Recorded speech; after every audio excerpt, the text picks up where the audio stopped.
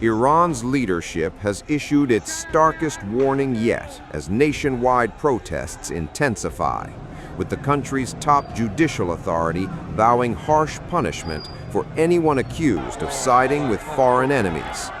Iran's supreme leader, Khamenei, said rioters must be put in their place, while Chief Justice Ijeh warned that the state would show no mercy this time.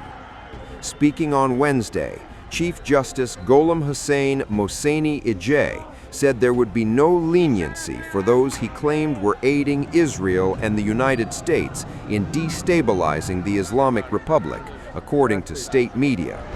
Following announcements by Israel and the U.S. president, there is no excuse for those coming to the streets for riots and unrest.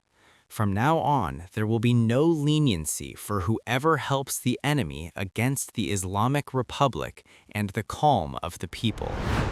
The remarks come as Iran faces mounting international scrutiny, with U.S. President Donald Trump publicly warning that Washington could intervene if Iranian security forces open fire on demonstrators or if the protests become violent, less than a year after Israeli and U.S. strikes targeted Iranian nuclear facilities during a brief but intense conflict.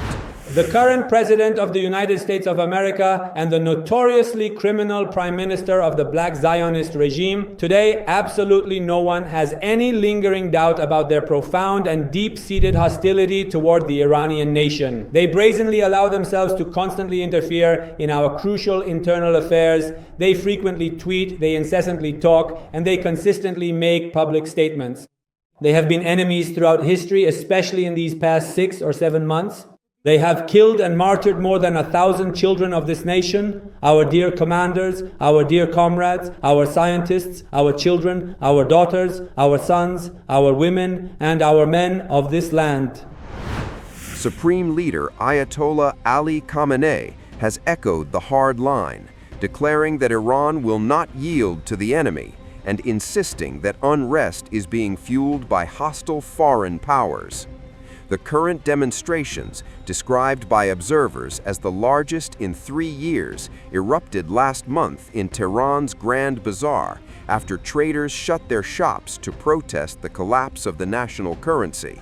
What began as an economic protest has since evolved into a broader movement, spreading across the country as frustration deepens over soaring inflation, Western sanctions, allegations of mismanagement, and long-standing restrictions on political and social freedoms. Meanwhile, rights groups say the crackdown has been deadly and the toll has crossed 35, according to a rights group. Earlier, Kurdish-Iranian monitoring group Hengao reported more than 1,500 were arrested in the first 10 days of protests, with Western provinces bearing the brunt of the violence. Reuters noted it was unable to independently verify the figures. Iranian authorities have not released an official death toll for protesters, though they have confirmed that at least 2 members of the security forces were killed and more than a dozen injured. Western and southwestern provinces, including Ilam, Loristan, Kermanshah, and Hamadan, have seen some of the most intense confrontations. Hengao said at least 20 demonstrators have been killed in 6 western provinces since late December. State-linked Fars news agency reported that unrest flared during funerals in Malik Shahi, where mourners chanted anti-government slogans before clashes erupted, including attacks on banks and exchanges of gunfire with police. Tasnim news agency described a gathering of hundreds in Abdanan that it said turned violent after anti-establishment chants, prompting security forces to intervene. Mehr news agency separately reported that protesters stormed a food store and dumped bags of rice into the streets, a symbolic act amid rising food prices. A week ago, I bought a tray of eggs for 2,200,000 rials. Today I bought one for 3,500,000. Prices of other goods like cooking oil and rice have gone up. Sales have dropped off very badly. Last year at this hour, my shop was packed with customers. Now, sometimes I wait for 1 hour before a customer shows up. Market conditions are not good at all, to be honest. Videos circulating online have shown thousands of people marching in cities such as Abdanan and Elam, with helicopters hovering overhead and armed security units deployed. Amnesty International condemned reports that security forces stormed hospitals to arrest injured protesters, calling such actions a violation of international law. Footage reviewed by Al Jazeera appeared to show live ammunition being used near a military base in Malek Shahi, where several demonstrators were reportedly killed. Officials said the incident is under investigation.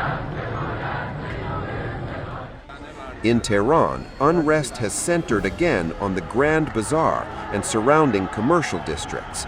Videos shared on social media showed shopkeepers clashing with riot police using batons and tear gas, while crowds chanted slogans demanding freedom and condemning authorities as the Iranian currency hit an all-time low against the US dollar.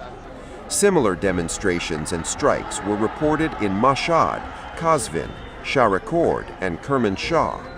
Iran's economy has been under strain for years, with the situation worsening after Donald Trump reinstated U.S. sanctions in 2018 during his first term and withdrew from the International Nuclear Agreement. As security deployments increase and rhetoric hardens, rights groups warn the situation is rapidly deteriorating, raising fears of further bloodshed if the standoff between protesters and the state continues.